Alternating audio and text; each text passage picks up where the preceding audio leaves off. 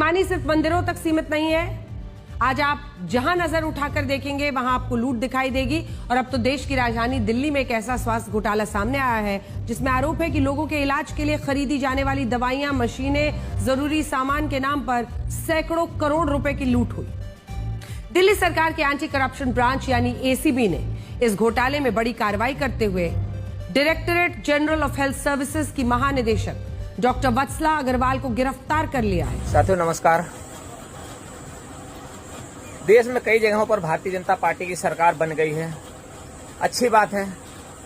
लेकिन भारतीय जनता पार्टी की सरकार बनने के बाद जिस तरह से जगह जगह घोटाले हो रहे हैं, जिस तरह से चोरियां बढ़ गई हैं, चोरी तो छोड़ो, छोटी चोरी तो छोड़ो, आज राम मंदिर, जो भगवान राम के मंदिर को नहीं छोड़ा गया, भगवान राम के मंदिर में इतनी तगड़ी चोरी हुई और उसके कुछ कर्मचारी, जो बेचारे छोटे छोटे कर्मचारी हैं, उनको फंसा दिया गया। जो बड़े चंपत राय जी, जो ट्रस्ट के मालिक है, जो ट्रस्ट चलाते हैं, उनको नहीं पकड़ा गया। साथियों इसी तरह से आज दिल्ली में भारतीय जनता पार्टी की सरकार 27 सालों बाद भारतीय जनता पार्टी की सरकार दिल्ली में आती है साथियों।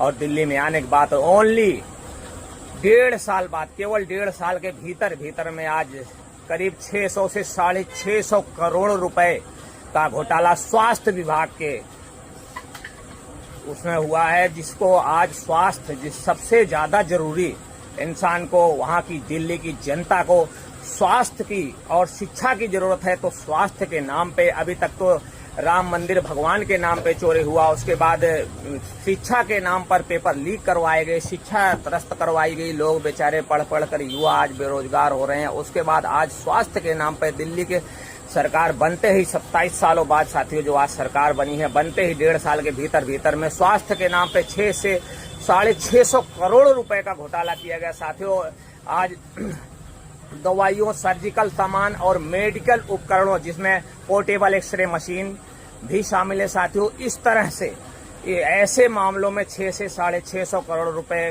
का घोटाला हुआ और इसकी जांच चल रही है। इस मामले में दिल्ली की भ्रष्टाचार निरोधक शाखा एसीबी ने एफआईआर दर्ज कर ली है साथियों। कई अधिकारी को भी गिरफ्तार किया गया है। लेकिन मेरा पूछना है, मेरी भारतीय जनता पार्टी की सरकार से पूछना है कि कब तक लोगों की जिंदगी के साथ खिलवाड़ किया जाएगा साथियों। आज पोर्टेबल मशीन, एक्सरे मशीन, जो बाजार में जिसकी कीमत लगभग 10 लाख रुपए, लगभग वो भी 10 लाख रुपए बताई जा रहे हैं, उसे दिल्ली की सरकार 33 लाख रुपए में एक मशीन खरीदती साथियों। यहाँ तक कि लोग जिंदगी इतनी सस्ती होगी कि जो ORS का पैकेट कीमत लगभग 2.5 रुपए का एक पैकेट आती है साथियों, उसको 15 रुपए की एक पैकेट दिल्ली की सरकार खरीदती है और जनता के जिंदगियों के साथ, जनता की जिंदगियों के साथ खिलवाड़ कर रही है और जनता की जिंदगी, स्वास्थ्य, शिक्षा और आस्था के नाम पर खिलवाड़ कर रही है साथियों। आज ये हो गई है भारतीय जनता पार्टी, जो